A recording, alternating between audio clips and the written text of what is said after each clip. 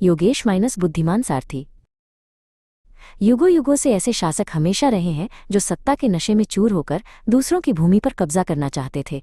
कई सदियों पहले भी ऐसा ही था, जब समंद के राजा कमल की नज़र पड़ोसी धनवान राज्य चौथ पर थी, जिस पर एक सौम्य और भरोसेमंद राजा प्रसेन का शासन था।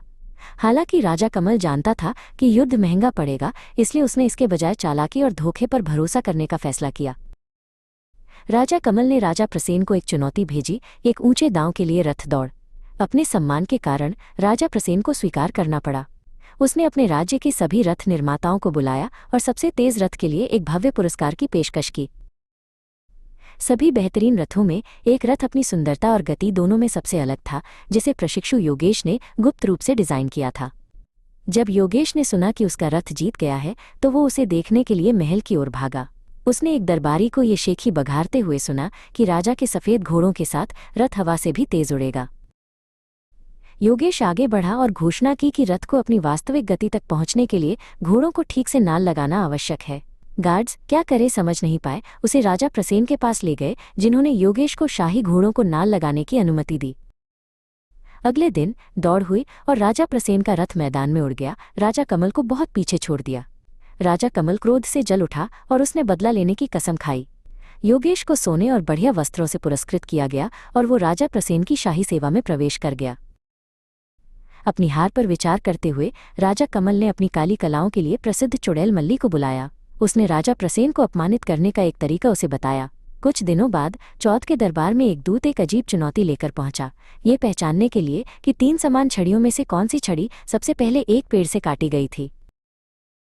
राजा प्रसेन इस समस्या पर उलझन में रहे जब तक कि उन्होंने योगेश को बुलवाया।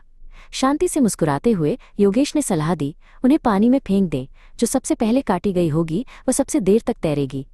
भोर में दूत को सही उत्तर मिला, जिससे राजा कमल और भी क्रोधित हो गया। कमल ने गुस्से में मल्ली की ओर रुख किया। उसे एहसास हुआ कि चौथ के राजा को कोई चतुर व्यक्ति सलाह दे रहा है और उसने उस व्यक्ति को नष्ट करने की कसम खाई।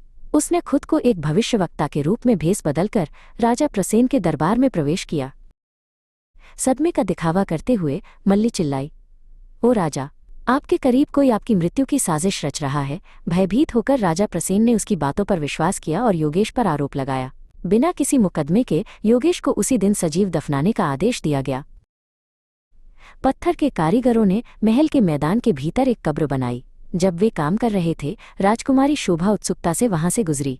जब उसे बताया गया कि योगेश को सजीव दफन किया जाना है, तो वो भयभीत हो गई। उस रात राजकुमारी ने कारीगर को एक पत्थर की पटिया ढीली छोड़ने के लिए रिश्वत दी। जब सब सो गए तो वो भोजन के साथ लौटी और पटिया खोली। अंदर कमजोर लेकिन जीवित योगेश उसे देखकर चकित रह गया। राजकुमारी ने सच्चाई का पता लगाने और उसे नाइटली भोजन लाने का वादा किया। इस बीच राजा कमल ये सोचकर जश्न मना रहा था कि उसका प्रतिद्वंद्वी सलाहकार हमेशा के लिए चला गया है। हफ्तों बाद राजा कमल ने 12 युवा पुरुषों को, सभी एक जैसे, राजा प्रसेन के पास एक चुनौती के साथ भेजा। 1 दिन के भीतर युवराज का पता लगाओ या युद्ध का सामना करो। राजा प्रसेन निराश हो गया, योगेश के साथ किए गए अपने व्यवहार पर पछता रहा था।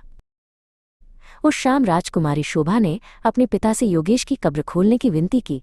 उनके सदमे के लिए योगेश जीवित था। प्रसेन ने उससे माफी मांगी और सलाह मांगी।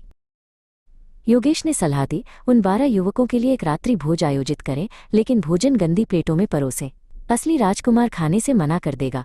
जब उन्होंने भोजन किया तो एक युवक ने एक साफ प्लेट की मांग की, जिससे वो स्वयं प्रकट हो गया। राजा प्रसेन ने राजकुमार को पकड़ लिया और कमल को एक अल्टीमेटम भेजा, चुड़ैल को आत्मसमर्पण करो या अपने बेटे को खो दो। अपने उत्तराधिकारी के लिए डरते हुए कमल ने आत्मसमर्पण कर दिया और दया की भीख मांगी। नैतिक शिक्षा, बुद्धि और सच्चाई हमेशा धोखे पर विजय प्राप्त करती है। अंधेरे में दफन होने पर भी ईमानदारी को प्रकाश मिल जाता है।